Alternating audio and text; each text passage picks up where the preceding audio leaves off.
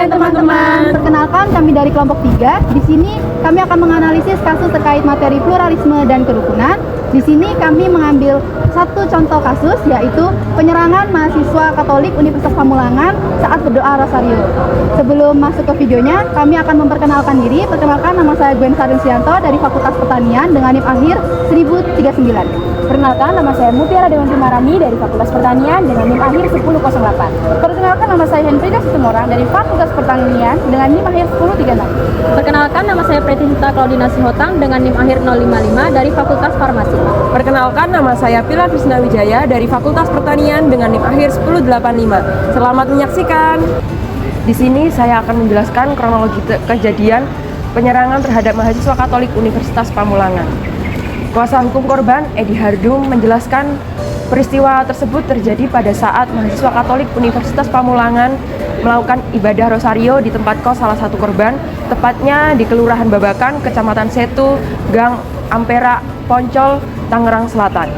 Massa berkumpul pada saat mereka mulai mendengar teriakan matian dari RT setempat, ketua RT setempat. "Hei, kalian bubar atau saya panggilkan warga." Massa terprovokasi datang dan membubarkan ibadah mereka dan membawa balok serta senjata tajam yang berupa samurai dan celurit. Korban mahasiswa berjumlah 12 orang yang terdiri dari perempuan dan laki-laki. 2 orang perempuan mengalami luka sayatan dan 1 lelaki muslim mengalami luka bacok karena ikut membela serta melerai kegaduhan tersebut. Kasus ini kemudian viral di media sosial dan dilirik oleh petir atau kelompok Persatuan Orang Timur. Mereka melaporkan kasus ini kepada polisi sampai polisi mengusut tuntas kasus ini dan menetapkan tersangka. Dalam kasus pembubaran doa Rosario tersebut terdapat 2 faktor yang menyebabkan terjadinya pembubaran. Pertama, minimnya toleransi masyarakat. Penyebab terjadinya pembubaran doa Rosario tersebut adalah akibat adanya miskomunikasi dan juga ketegangan antara kelompok yang memiliki latar belakang budaya dan agama yang berbeda, atau dengan kata lain intoleransi, di mana individu atau kelompok tidak dapat menerima perbedaan keyakinan yang ada. Selain itu juga, minimnya pengetahuan tentang kebinekaan juga menjadi faktor utama pembubaran tersebut. Karena kurangnya edukasi mengenai bagaimana hidup bersama dalam keberagaman. Kedua, kegagalan elemen negara dalam konteks ini RT dan RW sebagai elemen negara di tingkat terkecil atau di ranah masyarakat. Adanya dugaan faktor provokasi juga dapat memperparah situasi tersebut, di mana dapat memicu tindakan kekerasan yang dilakukan oleh warga setempat yang terprovokasi. Seharusnya RT dan RW memiliki fungsi sebagai penjaga harmoni sosial dan juga pemecah konflik di tingkat masyarakat. Selanjutnya adalah penanggulangan dan penanganan dalam kasus ini. Sebenarnya, penanggulangan dan penanganan dalam kasus ini belum ditemukan titik temu yang jelas. Pertama-tama, warga sudah langsung melaporkan kasus ini pada pihak yang berwenang, yaitu Polres Tangsel. Dan polisi langsung menyelidiki dan melakukan penangkapan. Melakukan penyelidikan untuk menemukan bukti-bukti dan siapa saja yang memang terjerat dalam kasus ini. Kemudian dari hasil akhir ditemukan 4 tersangka utama pada kasus intoleransi dan kekerasan ini.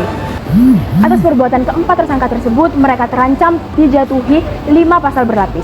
Yang pertama yaitu pasal 2 ayat 1 Undang-Undang Darurat RI nomor 12 tahun 1951, dan yang kedua yaitu pasal 170 KUHP, yang ketiga pasal 351 KUHP, yang keempat pasal 335 KUHP, dan yang terakhir yaitu pasal 55 KUHP. Hingga saat ini, sesuai informasi yang ada, keempat tersangka tersebut sudah menjalani proses hukum. Namun, belum pasti apakah keempat tersangka tersebut sudah dihukum penjara atau belum. Baik, selanjutnya saya menjelaskan untuk mencegah serangan terhadap kasus tersebut, beberapa hal yang harus dilakukan. Negara harus memberikan perlindungan kepada korban. 2, menjamin keselamatan antar umat beragama. 3, Kepolisian Republik Indonesia harus menggugat kasus itu sampai selesai agar tidak ada kasus berikutnya yang akan dilakukan. Selanjutnya, bagaimana cara kita menebarkan amanat agung tanpa mengusik kerumunan?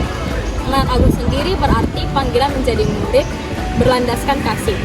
Dalam Matius 28 ayat 19-20 dikatakan kita harus menebarkan amanat agung dimanapun dan kapanpun.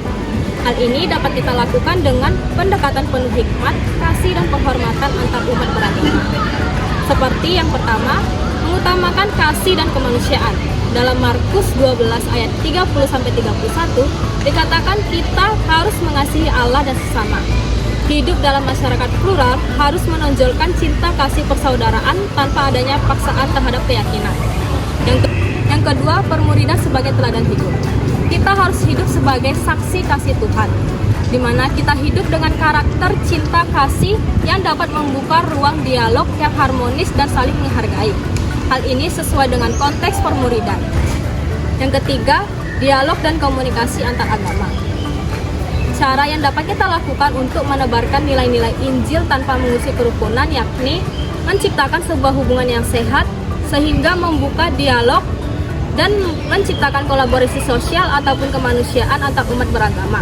Dan yang keempat, hidup dengan model eksklusivisme dan pluralisme. Eksklusivisme memiliki arti untuk mengakui agama kita yang paling benar karena kita menganut agama tersebut namun tidak menjauhi penganut agama lain. Yang kedua, pluralisme. Kita menggunakan pluralisme dalam konteks sosial yakni bersikap toleran dan menghormati serta mengakui hak agama lain untuk ada dan hidup.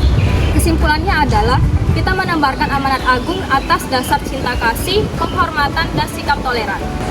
Itu tadi merupakan pembahasan mengenai kasus yang telah kami analisis. Mohon maaf apabila ada kekurangan maupun kesalahan. Sekian dari kelompok kami dan Shalom!